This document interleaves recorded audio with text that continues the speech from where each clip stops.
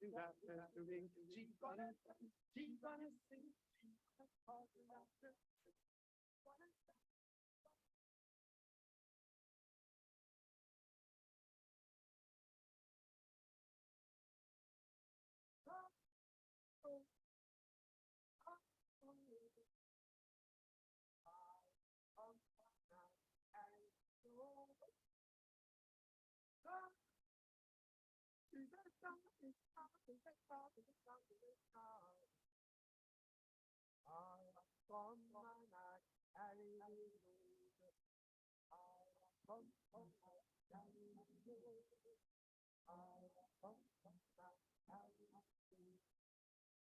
Mr. Tallyman, tally me banana.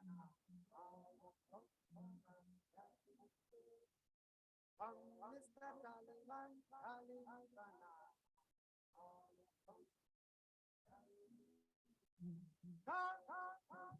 Is a star.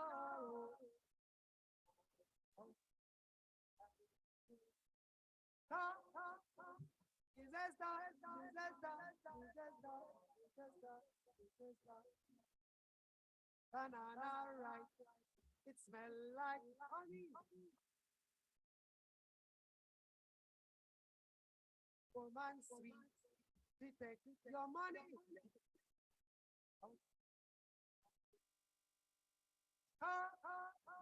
Is a star.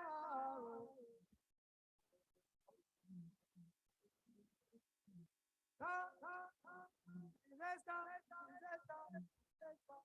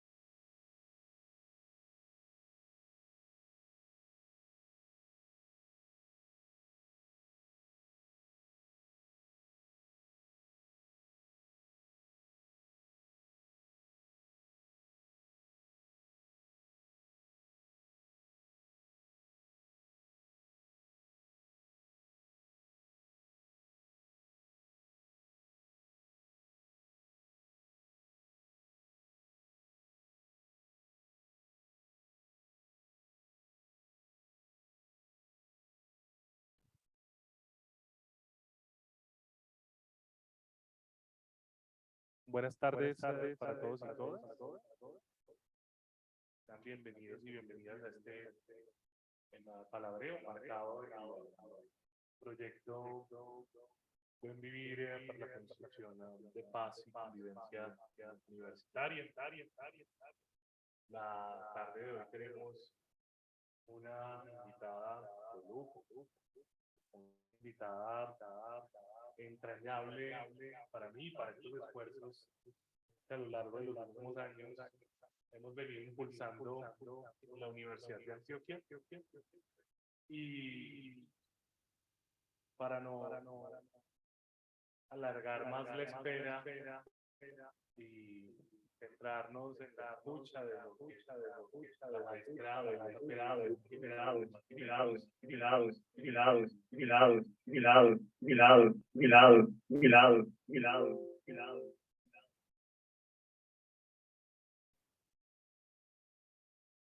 quiero anotar pues algunas cuestiones muy breves que sé sobre su perfil. Mejor podrá contarnos ella, por supuesto, pero empezaré por decir que es una de las lectoras más brillantes que yo conozco. He tenido la fortuna de ser su estudiante y también ser su maestro en algunos espacios de formación. Ella es profesional en estudios literarios de la Universidad Pontificia Bolivariana, magíster en literatura de la Universidad de Antioquia, autora de muchos libros, muy estudiosa de las literaturas caribeñas, muy cercana también al latir, al corazón de la cultura criol de la que hago parte, y yo me siento muy honrado por el hecho de que ella esté aquí esta tarde compartiendo con nosotros y nosotras acerca del maritorio, ¿sí? Que pareciera ser algo nuevo, pero pues en realidad no lo es. Es algo que nos viene acompañando desde hace mucho tiempo, pues en este país que pareciera ser construido de espaldas al mar, al considerarse siempre una nación de vertientes, como que concentrada hacia las cordilleras. Pareciera ser ese mar un no lugar, ¿no? Que se configura pues a partir de sus exclusiones. Aquí tenemos la maestra Melissa, una de las personas que ha hecho visible esta reflexión en su campo de estudio, que es la literatura, y le doy paso a ella para que nos comparta su sabiduría. Bueno, thank you, teacher.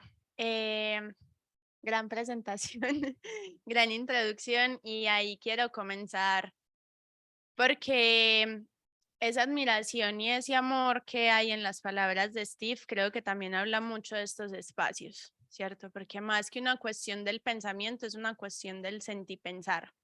Y creo que cada una de las personas que estamos acá estamos traídas por algo más que hablar de conceptos, sino crear un gran tejido humano y no humano, porque hoy precisamente vamos a cuestionarnos sobre cuál es esa postura de nosotros como humanos frente a un maritorio, frente a un cohabitar con el mundo.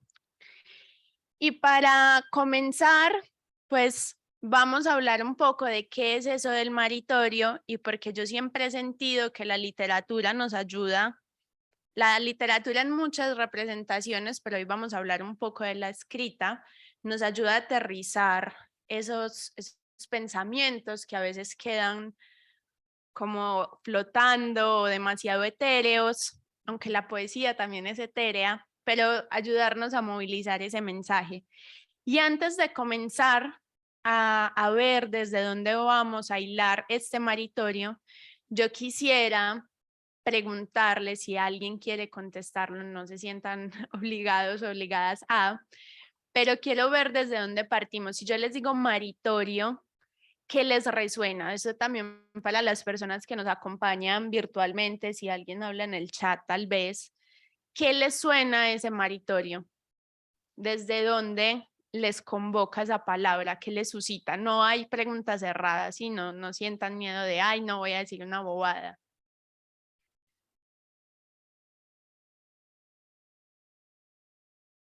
Hola, ¿cómo estás? Bien, gracias. O sea, me confieso ignorante.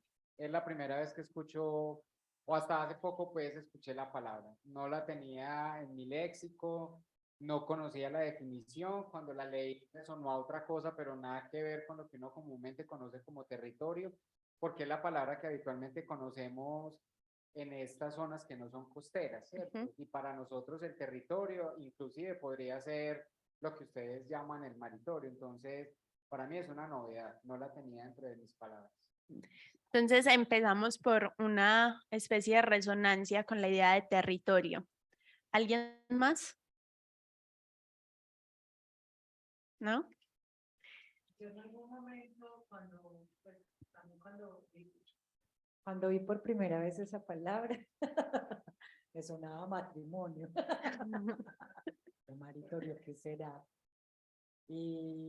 O también pensé como en una especie de amor entre el mar y algo, ¿cierto? Me Ujú. resonó como, me llevó a esos pensamientos. Bueno, definitivamente tienen razón, porque sí es una unión, claramente, y sí nos habla de territorio, pero tiene un par de cuestiones, a ver si la tecnología no me hace quedar mal allá. Bueno, entonces, como decía el teacher Steve, no solamente somos un país que se ha construido de espaldas al mar, sino que básicamente todo nuestro mundo actual se ha construido de espaldas al mar. Y eso que ha sido el mar el que ha transportado de un lado a otro, voluntaria o involuntariamente, diferentes culturas, ¿sí? Hay, como decía también el teacher Steve, yo he trabajado el Caribe principalmente, y el Caribe, me atrevo a decir, es lo que le ha dado la sangre y la movilidad a lo que es el mundo actual. Y es gracias al mar Caribe y al mar Atlántico que, por ejemplo, países europeos o incluso nuestro querido del norte tienen y son lo que son por el Caribe, ¿cierto? Sin embargo, primero esa idea de maritorio comenzó con un mare nullius. El maritorio no es algo que le pertenezca solo al Caribe, incluso las comunidades aborígenes del Pacífico son quienes también, los pueblos del mar o incluso los pueblos de la sal, han tenido esa idea del maritorio. Pero este primero del mare nullius es donde se propone que ese mar no era de nadie. Cuando comenzamos a ver todos los movimientos de la colonización, pues los grandes imperios, los grandes reinos fueron muy inteligentes y como ellos no querían reconocerle derechos ni mucho menos hacerse cargo de los marineros que salían a andar meses sobre el mar, ellos decían, lo que les pase de la costa para allá, eso no es mi problema porque no hace parte de mi reino. Y así fue como ese mar se empezó a ver como un gran bloque azul, mientras para muchas comunidades era una serie de puntos geográficos, de referencias espirituales, de unión con sus antepasados, de la forma en la que se cifraba su historia, los imperios empezaron a decir que no, que el mar era territorio de nadie y como el territorio y como era territorio de nadie, o sea, no le pertenecía a nadie y no había una simbología allí, no habían unos referentes identitarios o de memoria, pues básicamente se podía hacer con él lo que se quisiera y modificar las fronteras marítimas comenzó a ser supremamente sencillo. Y ahí es donde comienza a darse paso a esa idea de, posteriormente, después de que pasamos la conquista, después de que pasamos los problemas de la colonia, cuestiones que pues pasar es voy a poner unas comillas gigantes porque yo me siento en una rueda infinita de neocolonizaciones, pero comenzaron estos pueblos del mar a reclamar sus derechos sobre esos territorios.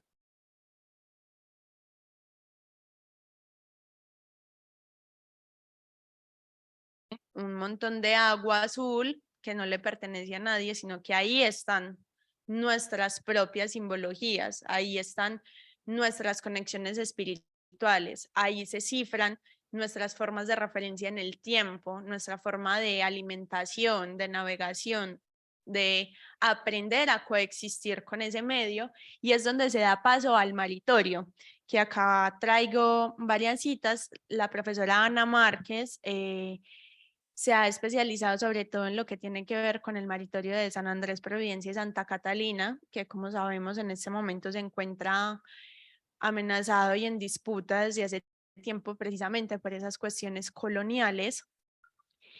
Y ella habla de que ese maritorio o esas memorias del mar hacen referencia a la importancia de esos espacios marinos y las formas de vida asociadas que ellos tienen y han tenido para la vida social, y cómo estas memorias se conservan hasta el día de hoy.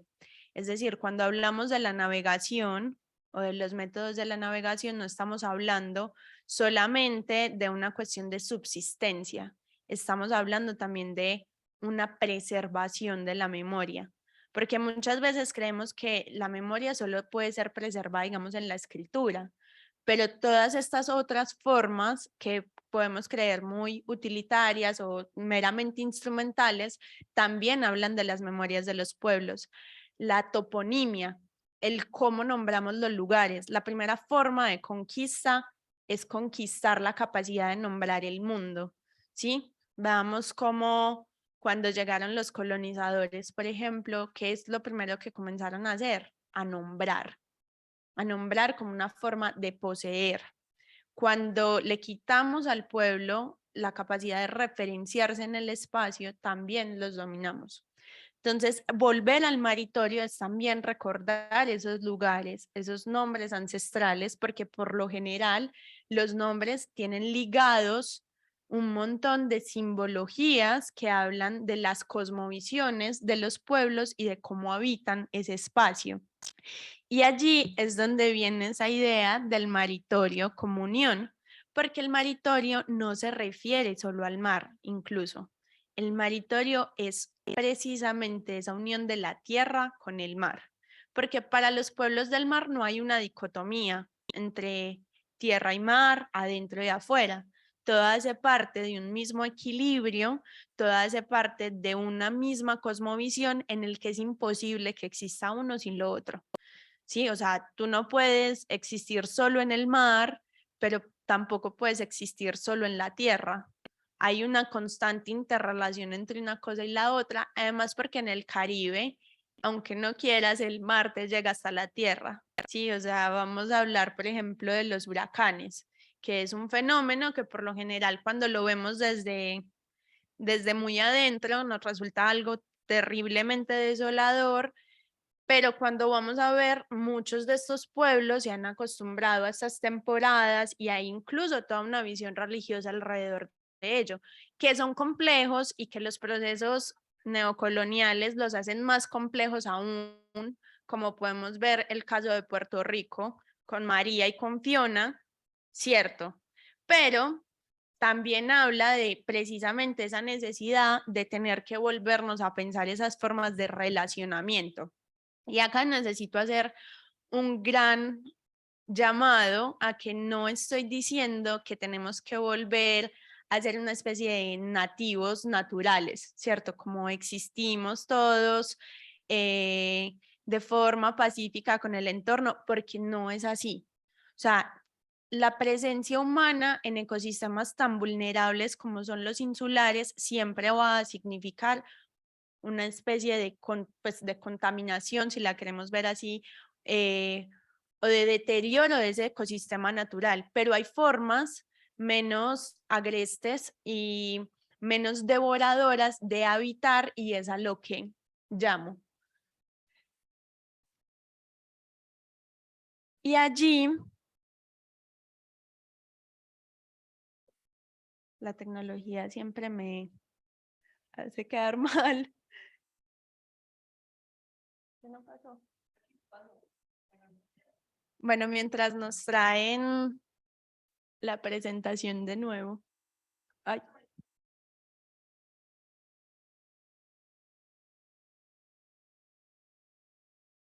No, adelante. Y otra. una atrás.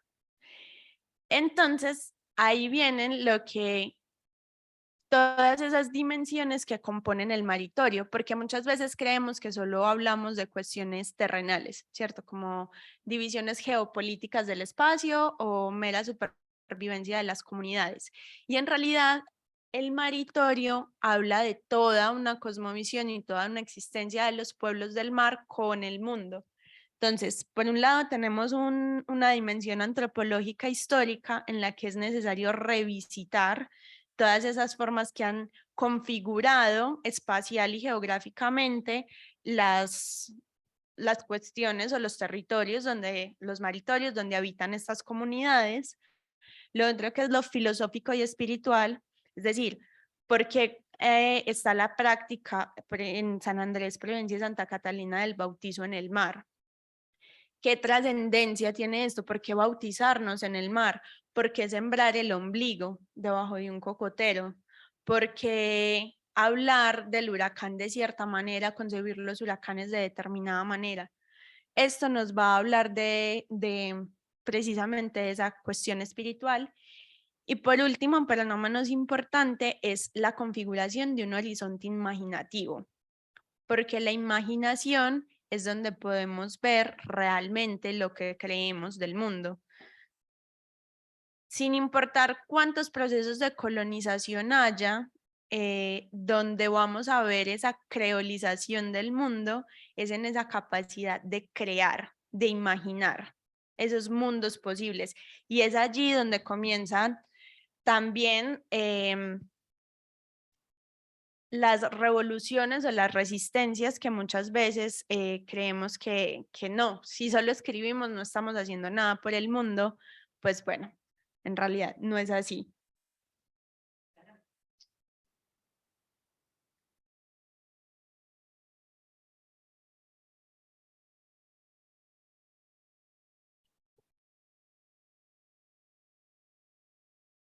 No está pasando. Ahora sí, bueno. Entonces vamos a ver un poco cómo es la conformación de este maritorio que nos convoca hoy, que es precisamente las del archipiélago de San Andrés, Providencia y Santa Catalina. Obviamente esto es un proceso supremamente largo y esto hunde sus raíces en los tiempos UPA, pero yo traigo acá quizás los puntos principales o al menos los que podemos denominar como más de fractura respecto a esa cuestión del maritorio. Entonces, comenzaríamos en 1786, donde hay esa adherencia del archipiélago y las costas misquitias al territorio español.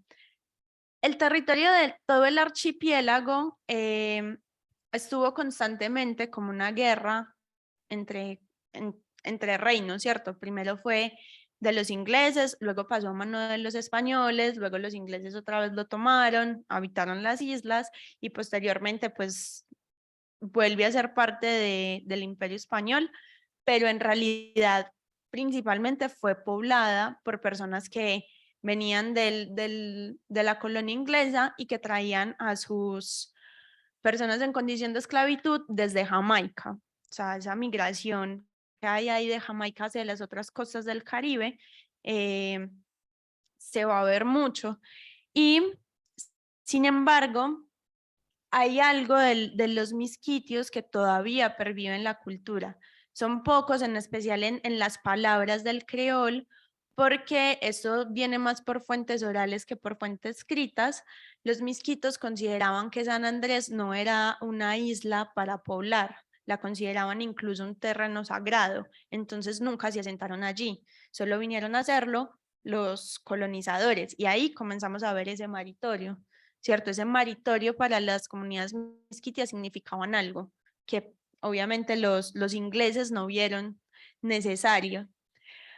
Hacia 1822 se da esa adhesión simbólica a Colombia, que en realidad fue bueno, ya liberamos esto, ya España no nos controla, este territorio va a quedar como parte de la Gran Colombia, pero pues en realidad no hubo como una preocupación por ver cómo estaban allá, qué estaban haciendo, no.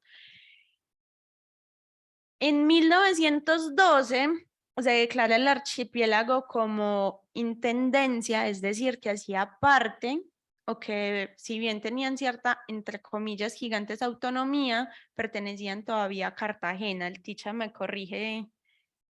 Y en ese pertenecer a Cartagena, pues empezó a configurarse todo esto que se dio hacia finales del siglo XIX y principios del XX de la configuración de un Estado-nación. Y un Estado-nación como una idea homogénea. Es decir, todos tenemos que hablar la misma lengua, creer en las mismas cosas y celebrar las mismas fiestas. Entonces, veamos cómo esto va a impactar un pueblo que venía de un montón de otras tradiciones, ¿sí? Donde además la colonización inglesa fue tan fuerte y donde el creol era la lengua materna, o sea, era la primera forma en que las personas del maritorio comenzaron a nombrar el mundo para que les digan, ah, no, vamos a hablar solamente en español. Y quienes no hablen español, pues entonces no pueden pertenecer a estas instituciones, no pueden trabajar. O en el colegio, toda esta cuestión por ejemplo, Lolia Pomier, lo cita, creo que incluso yo pongo el fragmento más adelante, pero me voy a adelantar un poco, en donde ella dice que cuando ella comenzó a ir al colegio, la mayoría de personas que estaban en el colegio provenían del interior. Entonces hablaban de ríos y hablaban de conceptos como caudaloso. En San Andrés no hay ríos, ¿sí? Solo hay una laguna que es como una laguna rara, pero no hay ríos. Entonces le decían caudaloso y ella no entendía porque su horizonte imaginativo no daba. ¿Cierto? No le permitía porque no había tenido contacto con eso. Y eso era algo que para las personas que venían del interior parecía ilógico, o sea, ¿cómo no vas a entender qué significa lo caudaloso? Pero más allá de una idea de encontrar esos puntos medios, empezó a haber más bien una burla, los raizales son brutos o son perezosos o no sé qué, y ahí comienza a haber una mayor deserción escolar de quienes provenían de los entornos raizales. En 1928 se da el Tratado de Esguerra-Bárcenas, en el que Colombia reconoce la soberanía de Nicaragua sobre las costas misquitias, lo cual es una cuestión supremamente colonial, ¿cierto? Volvamos a esa idea del mare nullius, el mar de nadie. No importa qué comunidades están aquí, no importa cómo son sus rutas de pesca, no importa cuáles son, si por ejemplo tienen familias en la costa nicaragüense o si las islas del maíz también hacen parte de ese territorio imaginado. Como esto no es de nadie, pues entonces movamos acá las fronteras como nos dé la gana y que ya luego todo el mundo resuelva. Que habla precisamente de esa ignorancia que se tiene frente a las comunidades.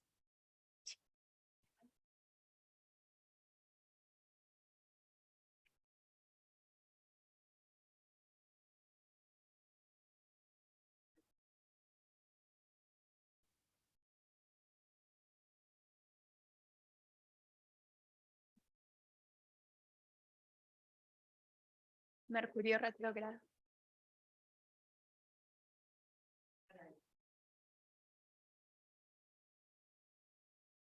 Bueno, entonces acá traigo precisamente el fragmento del texto. Este texto se llama Nacimiento, obra y vida de un sanandresano. No, Nacimiento, obra y muerte de un sanandresano.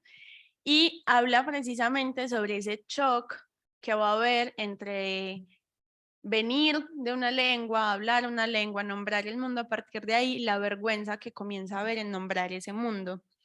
Porque es importante hablar del creol dentro de esa gran cosmovisión que es el maritorio, por lo mismo que les decía al principio. El maritorio no es algo que se reduzca solamente a condiciones físicas, geográficas o políticas y económicas, sino que habla también de esas formas de expresión. El creol es una forma de nombrar el mundo y de concebir el mundo.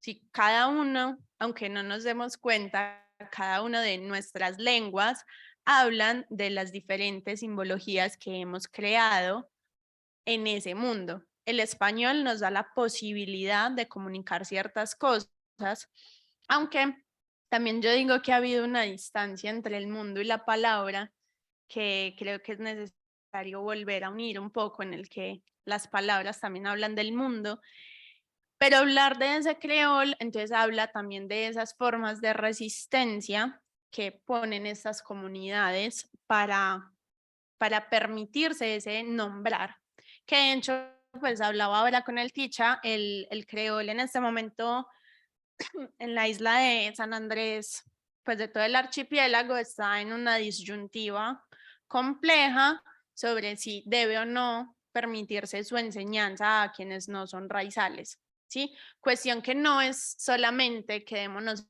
en la lengua, sino que pone una tensión sobre las diferentes colonizaciones en las que ha estado el territorio y cómo las personas que habitan allí se van a situar frente a eso. O sea, vamos a tener un proceso de cerramiento o vamos a abrirnos y a tejer desde otro punto, o cómo vamos a comenzar a jugar con esos imaginarios. Pero el creol habla desde el maritorio, desde esa cuestión por el nombrar. Por ejemplo, muchos de los puntos de referencia de las islas han sido modificados después de los procesos de colombianización. ¿Sí? Por ejemplo, San Luis, acá voy a excusarme, pero tengo mala memoria para los nombres. Entonces, si el teacher puede colaborarme, San Luis no se llamaba San Luis, se llamaba. South o sur en español. Y, por ejemplo, lo que es el territorio o donde está la mayor concentración de las personas raizales, que es la Loma, no era conocido como la Loma. Decía Digil o tenía muchísimos nombres de acuerdo a los usos ancestrales y tradicionales que se le daban a ciertas partes de ese sector de la isla.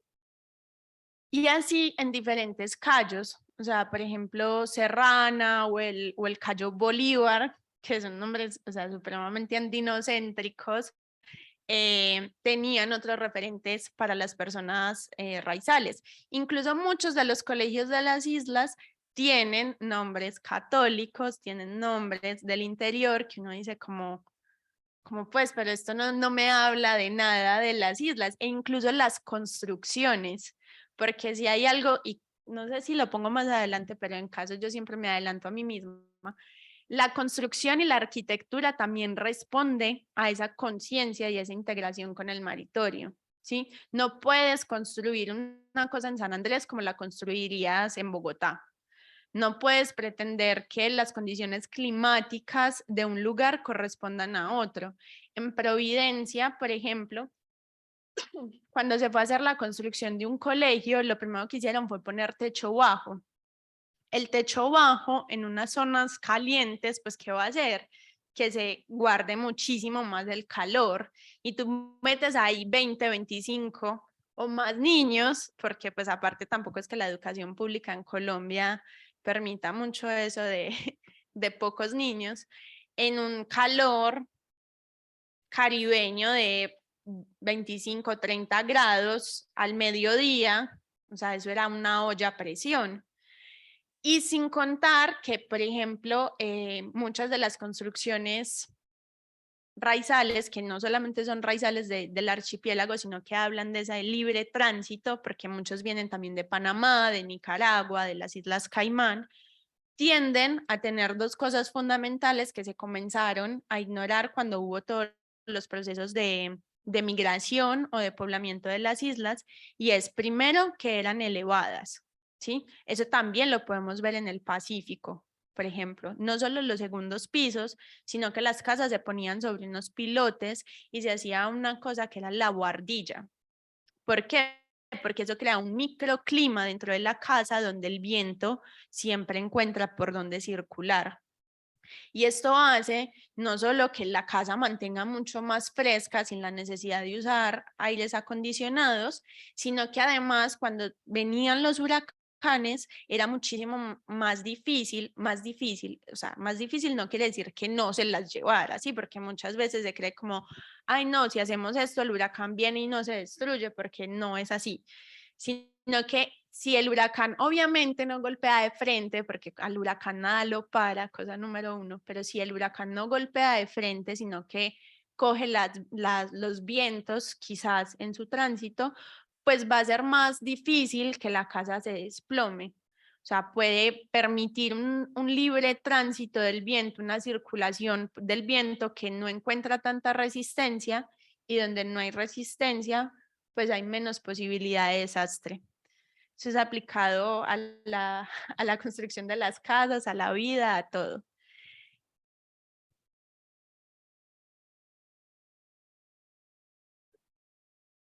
Sí, gracias.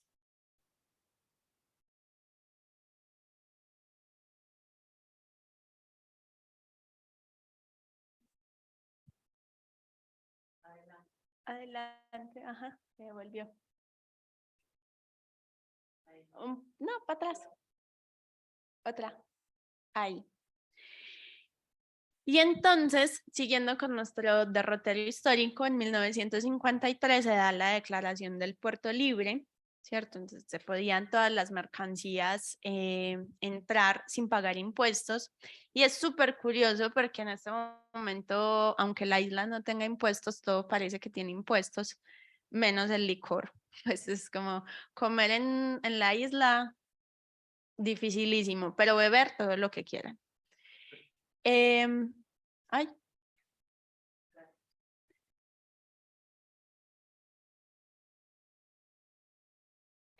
Más para atrás.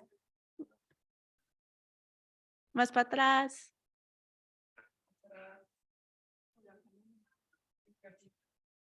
Bueno, y al lado de ese proceso del puerto libre también se da pues el proceso de colombianización, que es, siento que tienen como dos fases, una cuando es puesto desde la intendencia y otro cuando obviamente todas estas personas creo que es un poquito más para atrás, no, más,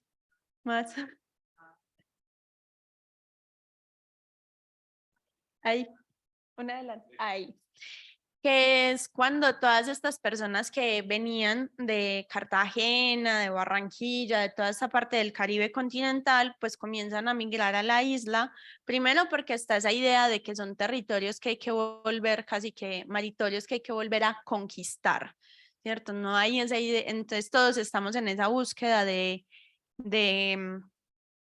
una consolidación del Estado-Nación, entonces migramos para poder llevar, para que verdaderos colombianos habiten allí. Y además, pues como era un puerto libre en cuestiones económicas, resultaba también una oportunidad. Y Lenito Robinson Bent, que es un autor providenciano, dice que no se debe juzgar a las personas que emigran porque buscan otras oportunidades. Y eso está bien. El problema es cuando uno migra y pretende casi como que recolonizar o adoctrinar esos lugares a los que uno llega, donde ya hay personas allá habitando, que es quizás el choque inicial. Entonces estaban las personas raizales que habían estado en su maritorio todo ese tiempo, que tenían unas costumbres y comienzan a ver estas migraciones masivas, no solo de turistas, porque también hay ese tránsito en el Caribe de la maquinaria de la caña y la esclavitud a la del turismo, a la del narcotráfico, que son cosas que cuando hablamos del Caribe, en esa idea del imaginario paradisíaco perfecto, casi nunca sale. O sea, ¿qué pasa con el turismo? ¿Qué pasa con el narcotráfico? ¿Qué pasa con los cruceros y su falta de regulación, botando basuras en el mar como si nada? Y allí vuelve esta idea del Tratado de la Haya, que entre comillas explota en el 2012, pero que en realidad vemos cómo se refiere a un montón de renegociaciones de acuerdos coloniales, en donde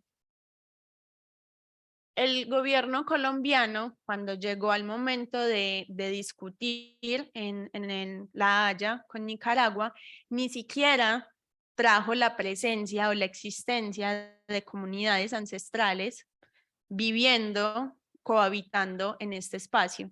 Desde ahí ya vemos cuál es la importancia que le da el Estado colombiano a estas comunidades.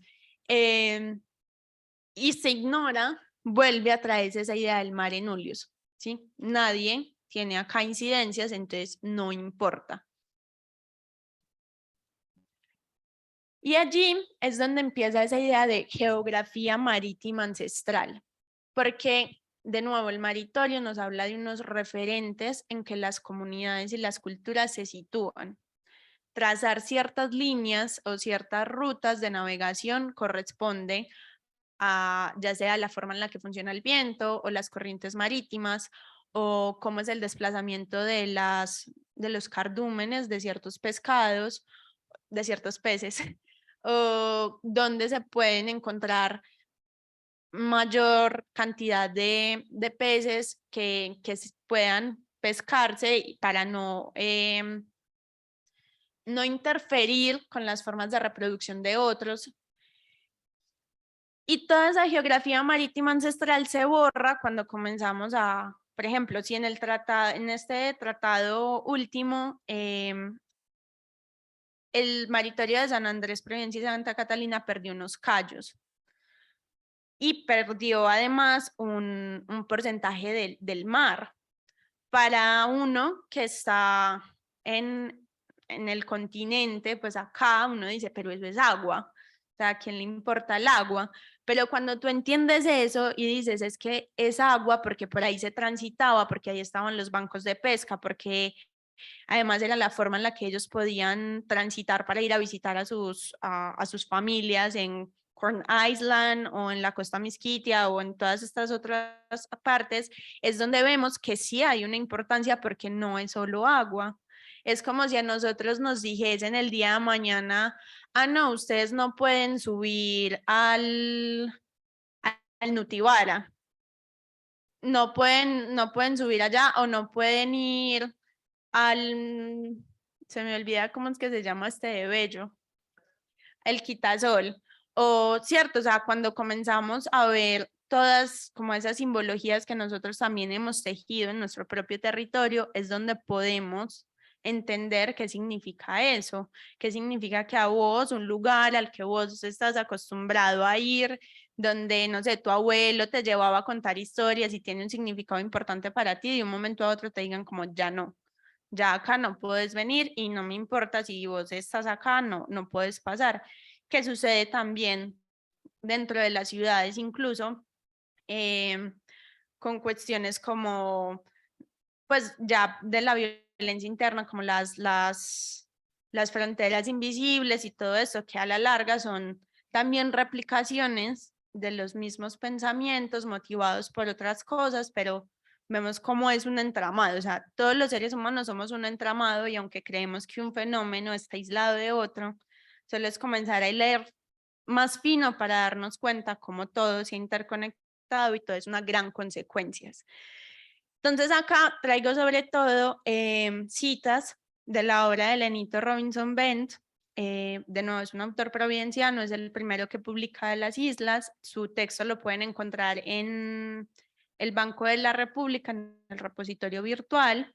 Y traigo esta de Espectros sobre nudos y desnudos, que es un cuento que relata la vida de un marinero, pero no un marinero que está en el mar, ¿sí? No es la vida de un Ulises que está navegando y teniendo aventuras, sino que es la vida de un Ulises que está en tierra, que está desde la costa y desde allí comienza a pensar y a rememorar todo lo que ha hecho. Y entonces acá en este fragmento, por ejemplo, dice: en el mar, Ulises arriaba velas, hacía nudos fuertes para luego deshacerlos rápidamente, timoneaba por mares sin nombres, escrutaba el cielo en busca de las estrellas, especulaba sobre el viento. Todas esas cuestiones hablan de formas, de geografía y de posicionamiento en ese habitar. No es solamente de coordenadas, sino que absolutamente todo marcaba una dirección. El viento, las estrellas, el cielo, ¿cierto? Todo jugaba dentro de esa idea de la geografía marítima. Y allí es donde aparece o también traigo esos pensamientos que vienen desde un Caribe más profundo, que es Edward Glissant, acá varios que ya han estado también conmigo en otros espacios saben que yo suelo como montarles casi que altar a los autores que visito. Y Glissant va a hablar de la historia, la errancia y la opacidad, que son elementos muy importantes cuando nos acercamos a estos temas. Primero, la idea de la errancia, del no estar fijos, del abandonar esa idea de tener que buscar una raíz. ¿Y qué pasa si no hay una raíz? ¿Cierto? O sea, durante mucho tiempo y con los movimientos de la negritud, por ejemplo, hubo esta necesidad de ir a buscar a tu ancestro perdido en África. Pero luego todos estos movimientos de la creolidad dijeron, sí, es importante reconocer que una parte de nosotros está allí y sigue haciendo eco, pero tú no te puedes volver a África porque tú no saliste de África realmente. O sea, tú estás acá y la errancia también es una forma de habitar el mundo. Y es importante eso cuando lo combinamos con la historia, porque la historia necesita abandonar esa idea de la teleología, ¿sí? De un principio y un fin, de un génesis y un apocalipsis, de que además es necesario pensar que hubo un proceso traumático que fue la trata esclavista. Entonces, estas personas venían de un entorno, tenían unas simbologías, tenían unas ideas, llegan a este territorio, a estos maritorios y tienen que comenzar a recrear las cosas con lo que hay, con lo que pueden proveer. Y allí entonces es donde él va a hablar de ese paisaje como ese propio monumento. Primero, porque el mar también cuenta historia. Sí, siempre nos han dicho que la historia solo sucede en tierra. ¿Y qué pasa con los marineros? ¿Qué pasa con la cantidad de barcos y de personas que murieron en el proceso de la trata, que sus cuerpos están precisamente en el mar? Es como decir que esa existencia pues nunca fue y no vale la pena rememorarla, ¿cierto? Y esa idea de la opacidad, porque yo no te entiendo completamente y eso no significa que yo tenga derecho a decir que tu existencia no es válida. Y es algo que yo llamo mucho la atención porque cuando nos acercamos a estos temas siempre van a surgir determinados esencialismos y la opacidad nos permite darle un poco de corazón también al asunto, o puede ser también porque mi postura es muy romántica, quién sabe, ya luego me pueden debatir, pero sí es esa idea de permitir la coexistencia. Y esa permitir la coexistencia, todo esto combinado también nos va a hablar de los animales, de los entornos, de dejar de creer que es el hombre o el ser humano mejor quien tiene imperancia sobre el medio, ¿sí? O sea, Glissant también va a decir en esta cuestión de la historia que los seres humanos hemos tenido varios movimientos. Primero, el querer dominar la naturaleza y luego querer dominar nuestra propia naturaleza. Y en esa idea de querer dominar la naturaleza está primero el nombrar, ¿sí? Adán, clasificando, repertoriando todo, y luego el querer creernos que somos seres que nos podemos conocer completamente. El primer movimiento que va a decir esto no es posible van a ser todos los ismos que van a surgir en el siglo XIX, siglo XX en Europa, y el psicoanálisis también pondrá su cuota para poner a dudar qué tanto te puedes llegar a conocer. Y luego va a haber esa necesidad de repensarnos esos relacionamientos con los entornos. Ay. No, si quieres pasamos. Eso ya les hablé de Lenito. Y ahí, entonces traigo este fragmento de divagaciones para una carta Nereida del Mar, que también es del autor. De hecho, es uno de los cuentos que más me gustan de la colección, porque habla mucho de ese sentimiento. Hay algo que a mí me ha llamado mucho la atención cuando hablamos de los maritorios y cuando hablamos de todos estos temas, y es que cuando pensamos en el mar, pensamos también solo en estos marineros aventureros que van de un lado a otro, Y mi pregunta siempre ha sido, ¿qué pasa con los que se quedan en el puerto?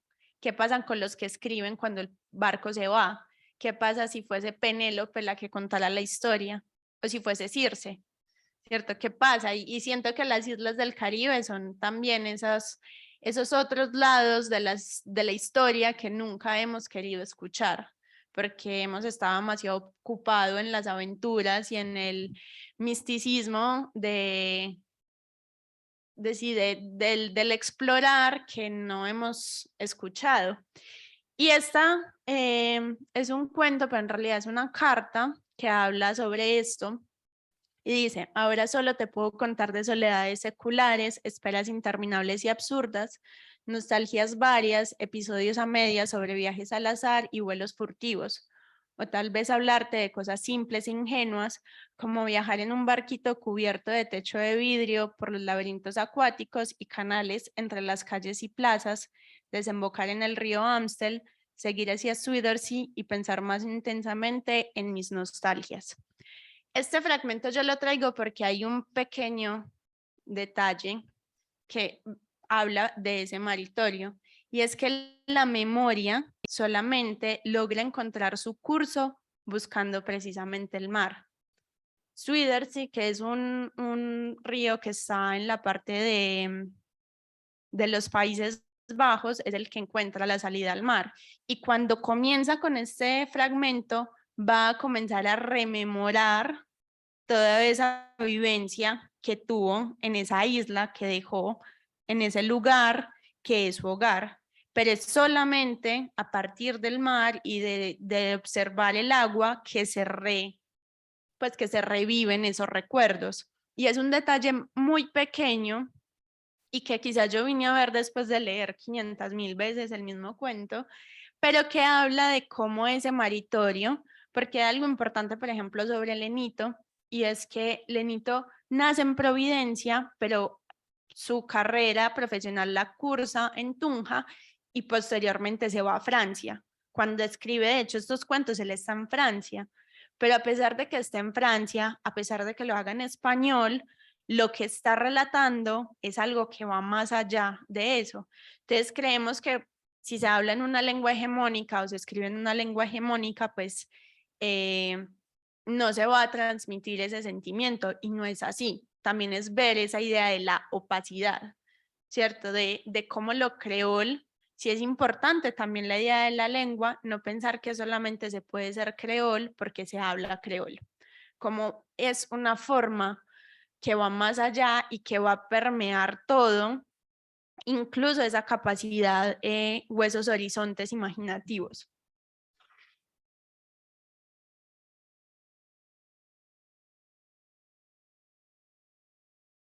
Y ahí también van a entrar todas las tecnologías de la memoria, porque la memoria humana tiene muchas formas de preservarse, no solamente es la escritura, hay otras materialidades donde lo hace, y lo importante es no creer que una tecnología es más importante que otra. Es decir, no es que ahora vamos a decir, ay, no vamos a escribir, o la escritura es mala. No, no es cuestión de la escritura es buena o mala, no es cuestión de buenos y malos, es cuestión de que son opciones. Sí, hemos tecnologías que hemos desarrollado para que pervivan ciertas cuestiones. Y allí, en este mismo cuento, él, por ejemplo, relata esto de la galera dorada, que de hecho es una cuestión que me generó mucha curiosidad, porque yo siempre me había preguntado por qué Colombia había ingresado a la Segunda Guerra Mundial. Sí, vean todos los hilos que hemos traído. Entonces tenemos la idea de la historia, porque esa historia también nos configura a nosotros en un tiempo y en unas cosas que deben de vivir. Y, por ejemplo, nosotros que estamos al interior del país, no sé si a alguien en el colegio le explicaron alguna vez por qué se había dado el ingreso de Colombia a la Segunda Guerra Mundial. La verdad, a mí nunca me lo dijeron, es más, a mí en el colegio ni siquiera me lo contaron, a mí me lo contó fue mi abuelo, y se dio porque unos submarinos nazis hundieron unas galeras, pues unas embarcaciones de personas que venían precisamente de Panamá llegando hacia el archipiélago de San Andrés, Providencia y Santa Catalina. Y hubo varios muertos y aunque supuestamente hubo una respuesta por parte de Colombia de decir vamos a ingresar a la guerra, fue más por aliarse con Estados Unidos que porque les importase lo que pasara con el territorio, ¿cierto? Con el maritorio, con las personas de allí. Y es algo que me llamó muchísimo la atención y que también habla de cómo se configura esa historia y cómo muchas de estas personas ni siquiera se referencian en los libros de texto o en estas cronologías rígidas, sino que lo hacen a partir de la oralidad.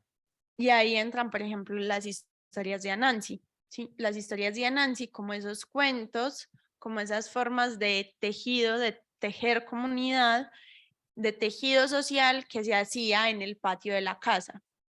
Y entonces ahí vamos a hablar, la casa también tiene una simbología importante. Y dentro de las comunidades del Caribe, en especial del archipiélago, lo que es el patio y la cocina van a ser fundamentales, porque ambos son espacios de cohesión, de juntanza, de cuidado. Por ejemplo, el plato principal de las islas va a ser el rondón.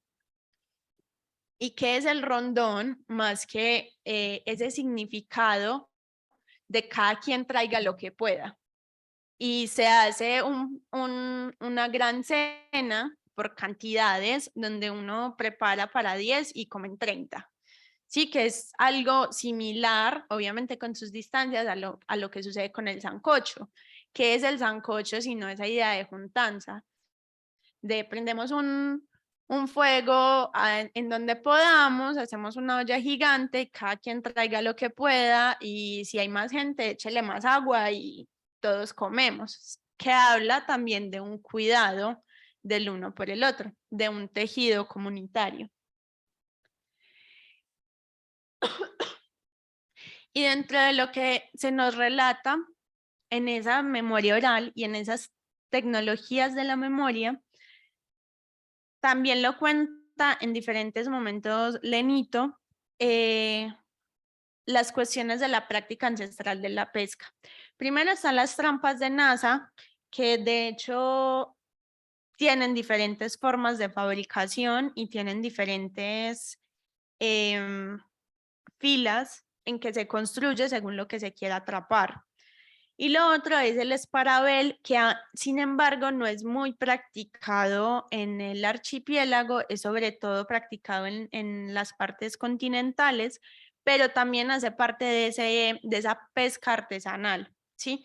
Como estas personas no pescaban, que eso es algo que hay que tener muy en cuenta que afecta al turismo. Cuando se habla de San Andrés, sabemos que el impacto del turismo es directo en las aguas, en la capacidad del ecosistema para resistir grandes construcciones y cuando en especial hablamos de recursos tan limitados como es el agua potable o el agua dulce. Pues la isla no tiene de dónde sacar agua dulce y le montamos hoteles de 25 pisos, ¿sí? Donde hay que lavar sábanas todos los días, que es como, o sea, el turismo en realidad tiene unas implicaciones de las que no se habla porque no es rentable. Pero hay otras cosas. Providencia, si bien no se vio tan afectada por esta migración masiva o esta horda masiva del turismo, sí tuvo que comenzar a pescar de una manera ya no tradicional o artesanal, sino más industrial, para poder subsanar la demanda de alimentos. Y esto pone en riesgo la soberanía alimentaria de las comunidades, porque no hay comida para tanta gente. Y esto es algo que tampoco se nos cuenta cuando nos venden paquetes todo incluido para irnos una semana a las islas. Y no hablo solamente del archipiélago, sino que vuelvo y digo, es un fenómeno que se puede ver en casi todo el Caribe. y que también pone en riesgo la oportunidad de que este tipo de prácticas, que son tecnologías de la memoria que conectan las generaciones con sus ancestros, comiencen a deteriorarse, a perderse y empiecen a desaparecer. No es que solamente se deba hacer la práctica ancestral o las prácticas tradicionales, pero también tienen un sentido que es necesario volver, porque se pesca en determinadas épocas del año, porque se hace en determinados lugares. Si comienzas a pescar, por ejemplo, en lugares que sirven como de reproducción, entonces primero vas a sacar peces que no están formados, tú no te vas a alimentar y vas a contribuir a la desaparición de ciertas especies, ¿sí? Entonces a esto me refiero con no volver a ser nativos naturales, de pensar que no vamos a impactar en el ambiente, sino también ver de qué forma estamos impactando y cómo más que destruir podemos crear una cohabitación. Y viene algo muy lindo que es la cuestión del anudar, ¿sí? Del tejer las redes. El tejido ha sido una de las tecnologías más usada por muchas culturas para preservar la memoria. Y el tejido lo vemos, por ejemplo, en los tejidos indígenas para las confecciones, o lo vemos en cómo se teje canastas o canastos en otras culturas, e incluso el trenzado en el pelo también como significó una resistencia para las comunidades afros durante los procesos de esclavitud. Y esto también lo trae Lenito porque habla de cómo este hombre se pasaba el día tejiendo. Y algo muy bello, y acá les voy a hacer un spoiler, pero ojalá puedan ir a leerlo, la forma en la que este hombre comienza, o sea, comienza tejiendo y el cuerpo termina tejiendo. Y cuando termina tejiendo, dice algo como cuando, porque él tejía algo así como lo hacía Penélope, él tejía y luego desanudaba. Y entonces él decía, cuando teja el primer nudo, los recuerdos van a volver a salir. Y entonces es como esa memoria trabaja no solo en esos referentes naturales, como vimos con el río, sino también en ese quehacer. O sea, en cómo el cuerpo y las artesanías o todos los movimientos, incluso el trabajo y el oficio, hablan de un ser y un habitar en el mundo, de un interrelacionamiento en donde la frontera adentro, afuera, comienza a borrarse y en donde es el hombre, el ser humano, está impactado por esos entornos naturales a la vez que impactan esos entornos naturales, que a veces creemos que podemos trazar muy fácil la frontera entre a mí no me afecta lo que sucede afuera y si lo hace. O sea, cuando comenzamos a ver, se comienzan a ver un montón de cosas y como nuestros imaginarios están también permeados por haber nacido entre montañas, por ejemplo. Uno empieza a revisar cuáles son los adjetivos que más utilizamos. Cuando algo se pone difícil, ¿cómo lo nombramos? Y vemos si muchos de esos no nos refieren quizás a esas cuestiones montañosas o que hablan de un estar étnicamente situados. Hay algo que a mí me ha llamado mucho la atención, no tiene mucho que ver con esto, pero igual lo voy a soltar. Siempre me he preguntado por qué le decimos al despecho tusa. Es algo que todavía no entiendo, pero no sé si en muchas partes del mundo le dirán al mal de amores tusa. Y siempre me pregunto si no tendrá que ver con ese ser campesino que muchos de acá, yo creo que nuestros abuelos pudieron ser campesinos y cómo está esa referencia ahí. Porque el Cerro Tusa se llama Cerro Tusa. Sí, no he hecho investigaciones, no sé nada, solo digo que me lo he estado cuestionando y cómo ese nombrar el mundo también nos sitúa étnicamente y nos habla de unos imaginarios que tenemos. Que yo también digo, yo soy más paisa de lo que quiero y de lo que reconozco, y eso también se ve en mis imaginarios y en mis formas de hablar y en mis formas de comunicar. Y allí viene el share, pero yo quiero saber qué horas son para no irme pasando. Bueno.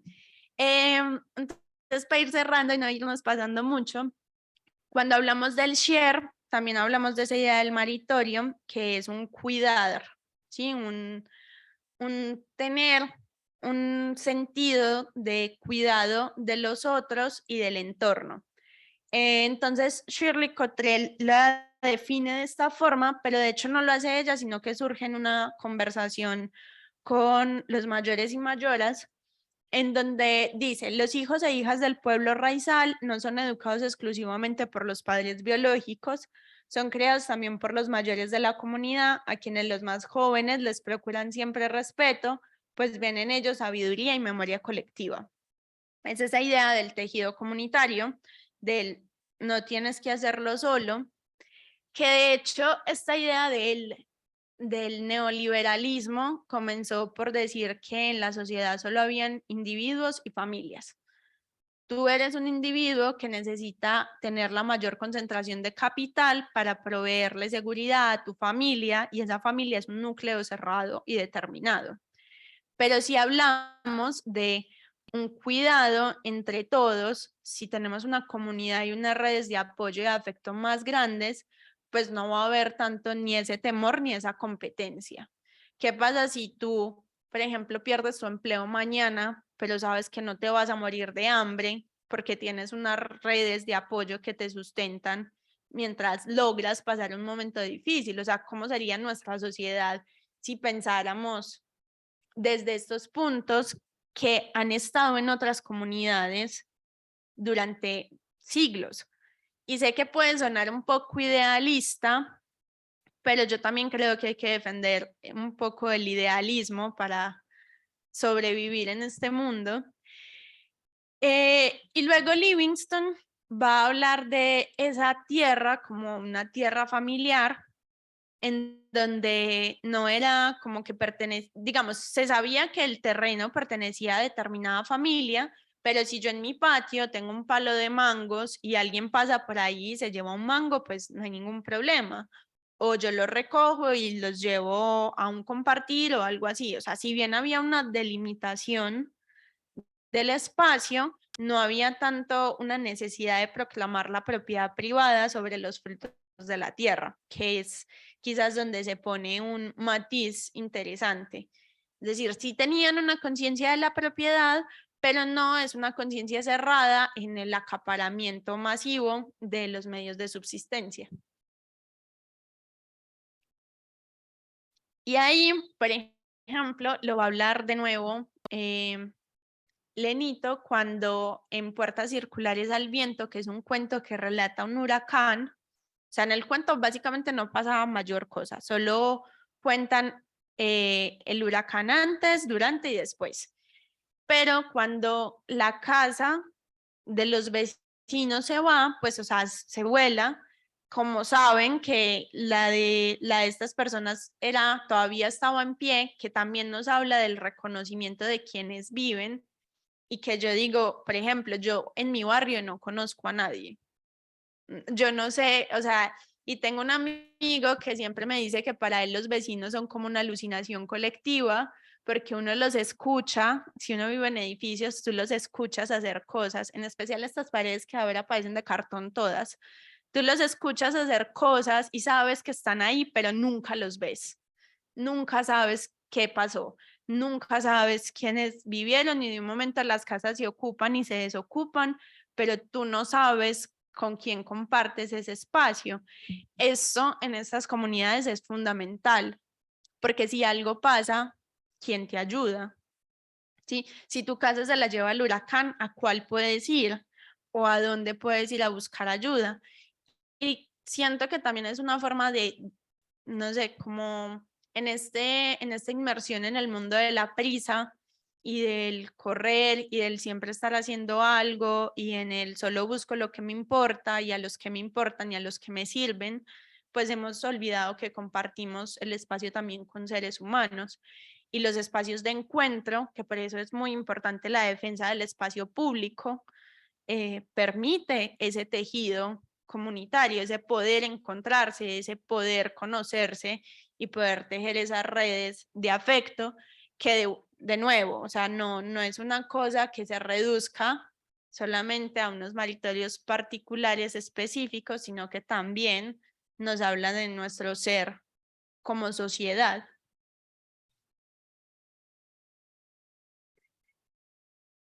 Dale, siguiente. Y allí viene ese maritorio espiritual. Acá también pongo la transcripción al criol, porque pues de hecho la entrevista es en criol y hay que ser coherentes, ¿cierto? Si defendemos también el criol hay que darles espacio. Y habla de cómo esa conciencia de que, lo que les decía, no hay una separación estricta entre el entorno y el ser humano. Entonces, en este documental, que de hecho lo pueden encontrar en YouTube, quienes estén interesados, se llama La Casa Viva, y que habla no solo de la casa como ese espacio de tejido comunitario, de la cocina, de la autonomía alimentaria, de todas estas cuestiones, sino que dice esto, yo vengo del mar, bueno, todos venimos del mar, yo, mis padres, mis primos, toda mi familia, todos los que somos de San Andrés, Providencia y Santa Catalina venimos del mar. Como una gran ballena llegaron a la isla para mostrarnos cómo vivir con el medio ambiente, con los árboles, con los animales y con las plantas, ¿sí? Acá comienza a haber ya toda esa integración de, hey, no solo importa la existencia de los seres humanos, sino de todo eso con lo que compartimos. Y no sé si a ustedes les suena, pero esto también tiene un eco con la cultura de las sierras, en donde, ¿qué fue lo primero que estuvo? El mar, ¿cierto? Primero estuvo el mar. Para las comunidades de la sierra también primero estuvo el mar, que le decían la luna. Y en esa idea de si venimos del mar, pues atentar contra ese maritorio es atentar contra nosotros mismos. Una versión muy metafórica y muy bonita y muy poética de decirlo, pero en realidad es cierto. O sea, tenemos que dejar de pensar que si afectamos algo, no nos va a afectar irremediablemente después a nosotros. Es que para la Tierra nosotros somos como una gripe, acá pasa cualquier cosa, no sé, una era glacial o el calentamiento global, se mueren todos los humanos, la Tierra sigue como ha seguido por milenios. Entonces esa idea de creer que hay una superioridad humana en donde todo aquello que hace y cómo afecta al medio no afecta también a nuestra propia existencia, pues es como, no sé, ni siquiera cómo ponerlo, pero hablar de ese maritorio también nos permite pensarnos desde ese punto y precisamente reconocer por qué es tan importante ese solo agua que decimos cuando les quitan un pedazo. De hecho, hay otro documental, o no sé si es un documental o es como una pieza que se hizo para un documental, en donde ellos incluso decían que por sus venas corre agua salada. Sí, o sea, en esa cuestión del sentirse parte de un entorno, va incluso a sentirse constituido por eso.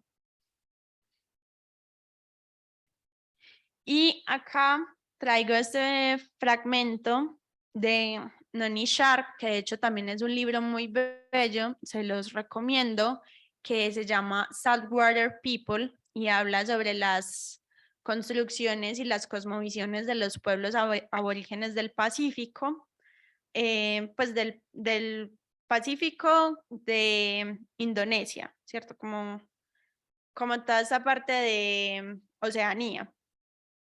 Y dice, el mar tiene el poder de sanar o reclamarte y debes aprender a vivir con él. Su poder se siente elementalmente como parte de la sangre y el cuerpo de las personas. Sí, lo mismo que les decía allí. Y donde estas dicotomías entre lo bueno y lo malo comienzan a tambalear. Incluso el mar, los huracanes, todas estas cuestiones naturales comienzan a cargarse o a deificarse también. Esto lo vemos incluso en otros cosmovisiones o en otros marcos espirituales, como por ejemplo la religión yoruba. Sí, tenemos a Yemayá.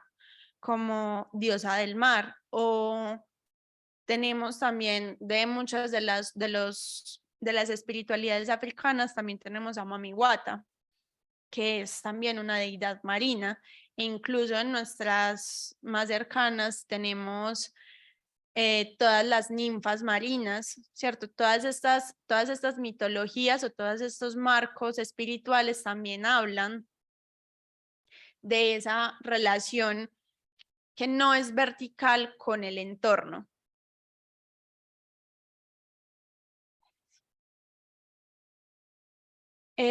Bueno, acá pongo este ejemplo simplemente por esa idea de la personificación del viento. O sea, no es solamente el huracán visto como una fuerza natural, sino que acá ya tiene unas representaciones que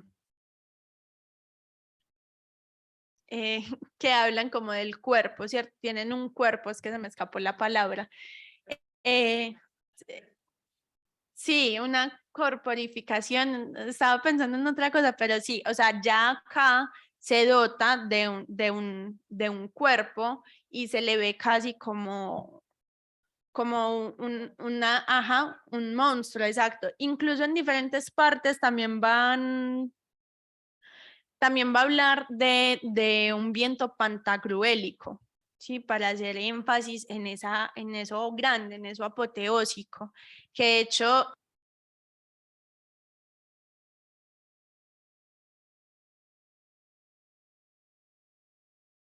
sí, no es fácil utilizar la hipérbole en la literatura sin caer en que sea simplemente desfasado, sino que acá la hipérbole ayuda o contribuye a esa creación de esa imagen y de esa atmósfera. Bueno, y acá presento pues como algunas de las prácticas espirituales, como el bautismo que se hace en el mar, en donde el mar es concebido además como portal, es de sembrar el cordón umbilical, y los funerales que antes se hacían incluso en el patio de la casa, porque hablaban de ese ciclo completo de nace el bebé, se entierra el ombligo debajo del cocotero y cuando muere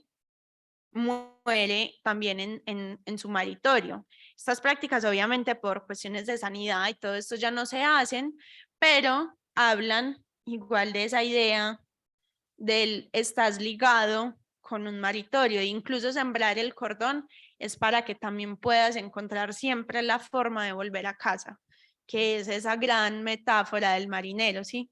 No importa cuántas islas recorras, que siempre puedas volver a casa.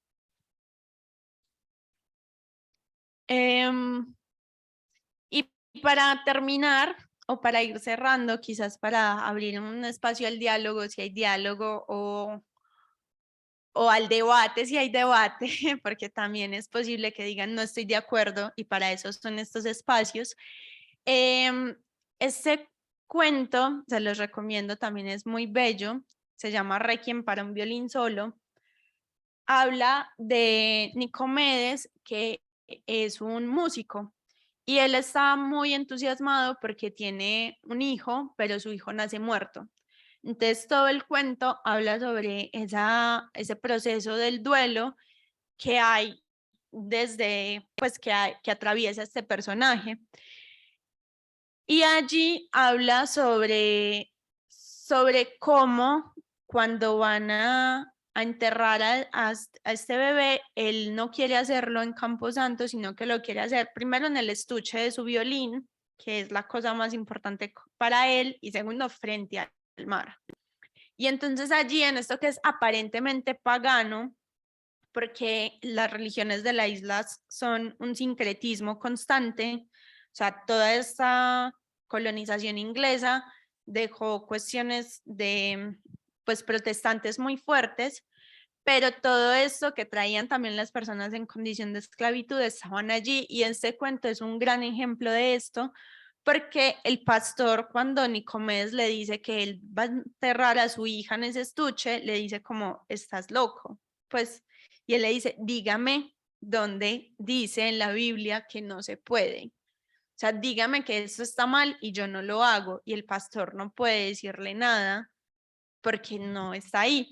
Y lo hace frente al mar, porque para él ese mar también es como una forma de hacer esa ofrenda, como de poder sobrellevar su duelo y de poder hacerlo allí. Entonces ahí vemos también toda esa significación de la que se carga ese maritorio, que vuelvo y digo, o sea, creo que esta charla solo quiero que nos quedemos con él, no es solo agua, ¿sí?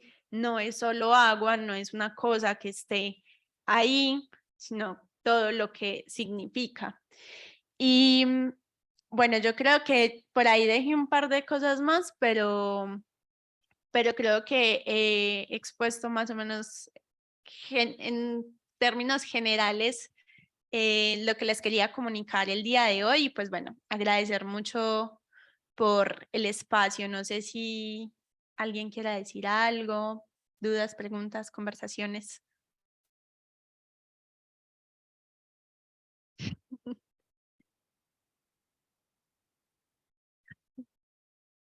No, pues, primero, pues, gracias para quienes llegamos nuevos a estos temas, pues abrirnos la puerta o las ventanas circulares, como diría el escritor. Iba pensando como en lo que tú nos invitas a pensar, bueno, no es el mar, no es el agua y ya, ¿cierto? Sino esa relación que incluso esa división la hacemos los humanos, de pronto por pragmáticos, pero que en realidad tú nos recalcas, el mar necesita la tierra como la tierra al mar. O sea, nos contenemos como en un abrazo. Desde la escuela nos han dicho que la tierra es más agua que tierra, pero es como un abrazo de tierra y agua en el que estamos. Dentro estamos.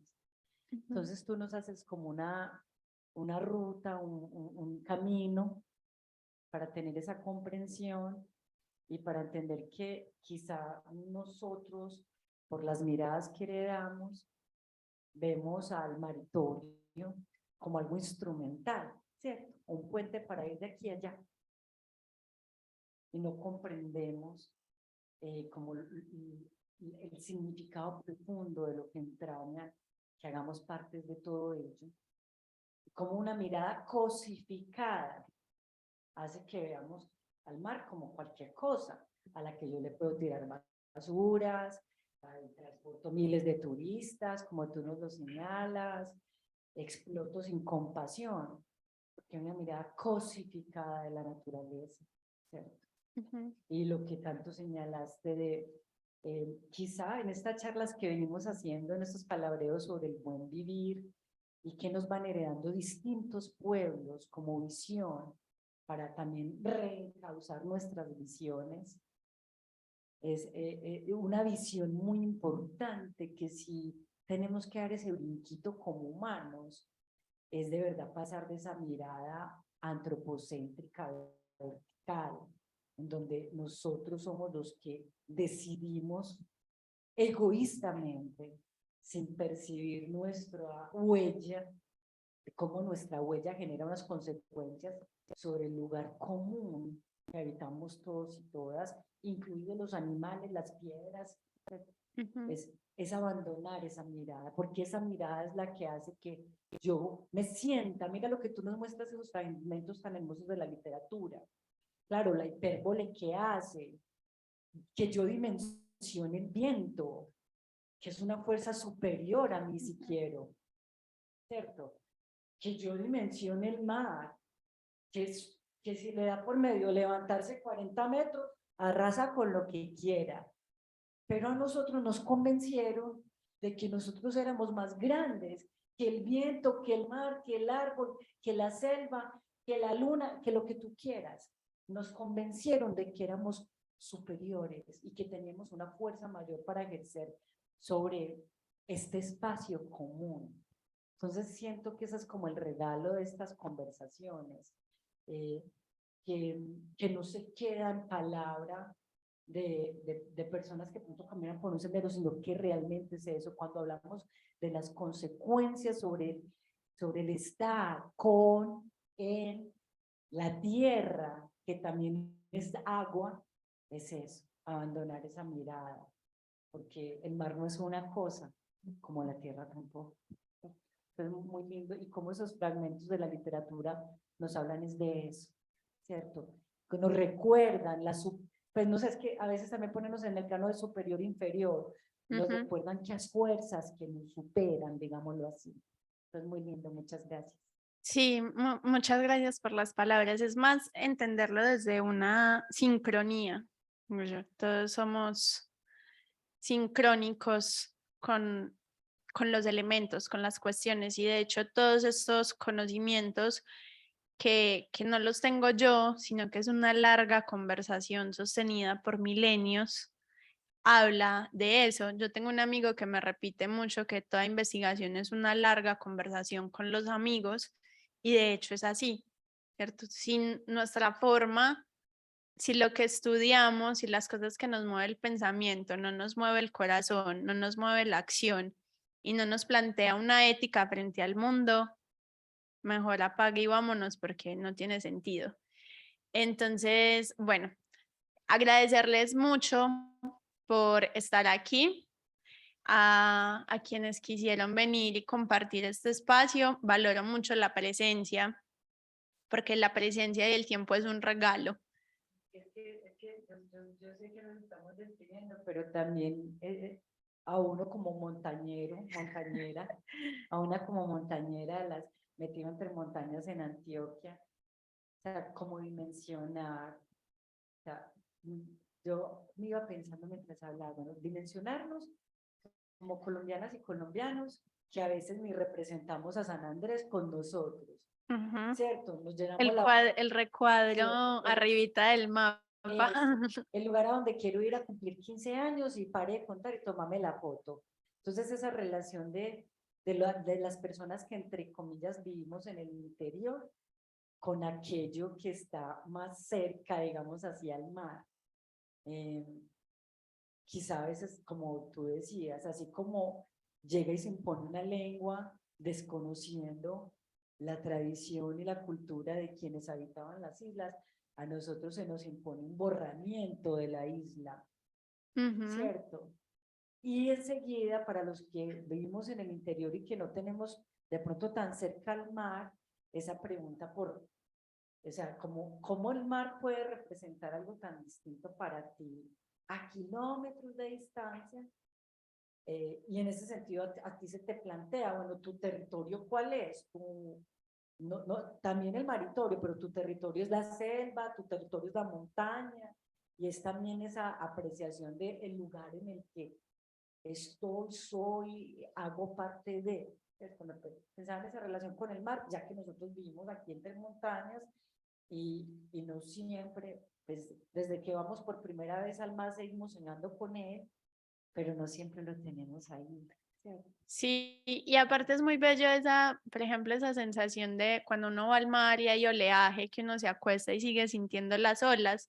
Siento que es algo que más allá de lo físico también nos recuerda que somos el mismo tejido y que hablar de ciertos temas o abrir estos espacios no es para preguntarnos solo por una otredad, sino es para decir qué pasa con el otro, sino cómo plantearnos esa pregunta nos hace reevaluar nuestro propio lugar en el mundo y cómo nosotros contribuimos a que se creen y se tejan ciertas formas de existir en el mundo.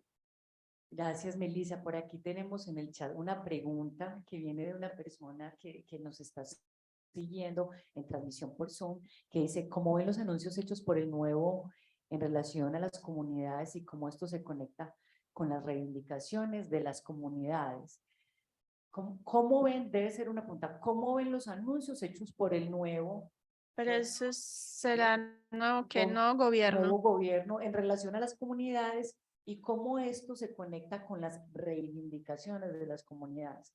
Y en el caso en especial hablemos de San Andrés Islas, que pues que veníamos siguiendo el caso también con Nicaragua y todo el tema, como, ¿tú qué piensas de eso, Melissa? ¿Cómo ves esa relación?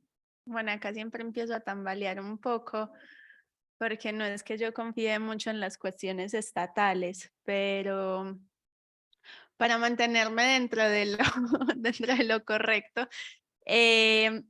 Siento que primero es necesario, de hecho, parte de todas las cuestiones que hay en este momento con el archipiélago se debe a, a una ley que había salido ya hace tiempo, pero que se retomó hace poco, de que todas las personas que, por ejemplo, aspiren a cargos públicos dentro del archipiélago deben hablar la lengua criol.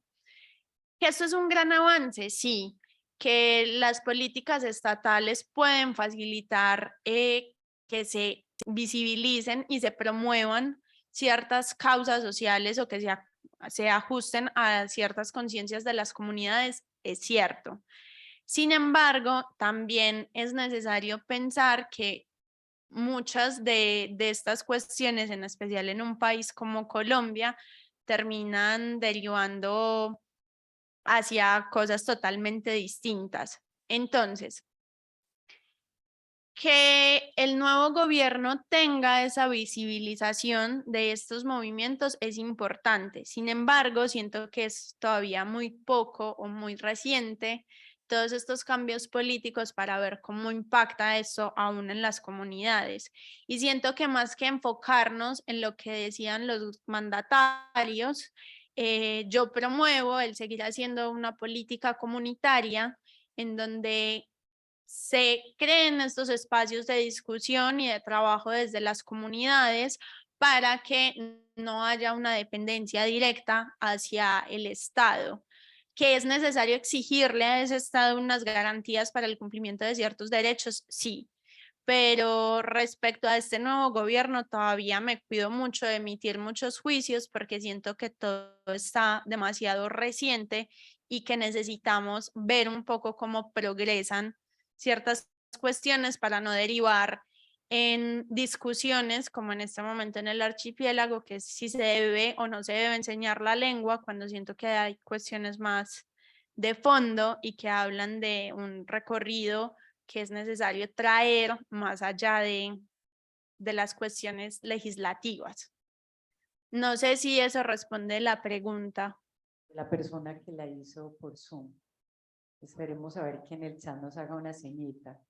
Entre tanto, Melissa, si alguien más quiere tomar la palabra, yo me acordé que cuando hacías alusión a la imagen del nudo y a la historia acerca de la persona que está observando al pescador con el nudo, me pareció muy hermoso porque en cierta medida el tejido para muchas comunidades, pueblos, y en ese ejemplo que ponías yo, pues como que mi imaginación se iba con el nudo. Primero pensaba pues que finalmente un nudo es como un hijo de la línea, ¿cierto? De una línea que se dobla en ciertas direcciones.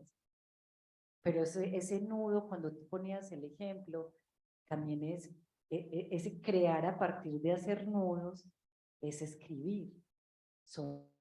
Y tú ahí hablabas, el hombre haciendo nudos y la memoria moviéndose de adentro hacia afuera. Era un tipo de escritura, ¿cierto? El nudo como escritura es muy hermoso y que ha sido, a los nudos en la tradición inca, pues el tema de escribir con el hilo, ¿cierto? Me parece, pues como que me fui hacia allá, tan lindo ahí este señor estaba escribiendo, haciendo nudos y escribiendo. Y lo que el nudo además simboliza, por ejemplo, para los marineros, o sea, el anudar y el desanudar de determinadas maneras puede salvarte o puede condenarte. El saber arriar las velas puede salvarte la vida o puede hacerte extraviar. Entonces es como esas tecnologías de la memoria guardan más simbologías, incluso posibilidades imaginativas y del pensamiento de lo que uno realmente alcanza a dimensionar, ¿cierto? Lo dice como alguien que no sabe navegar, pero que ha leído sobre esos imaginarios principalmente.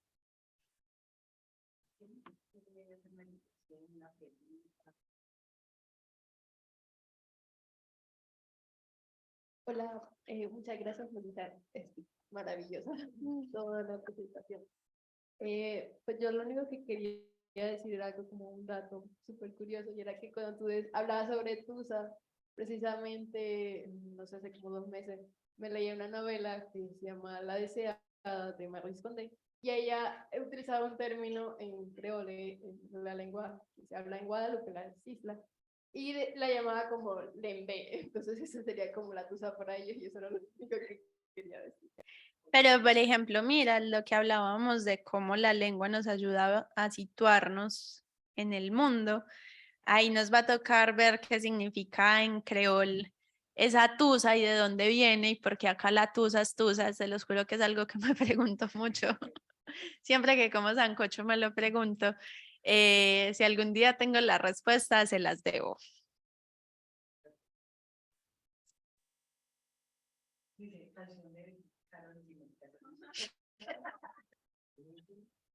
Bueno, pero al menos ahí Karol G puso la tusa a nivel internacional. Bueno, yo creo que nadie más tiene como mucho por decir. De nuevo, muchas gracias por estar acá, por querer compartir y muchas gracias por invitarme y permitirme sentar a divagar también yo junto con todas estas cosas donde me voy por un montón de partes. Y bueno, solo es la invitación a abrir nuestras formas del mundo y de pensarnos el mundo a algo más. Y ya, muchas gracias.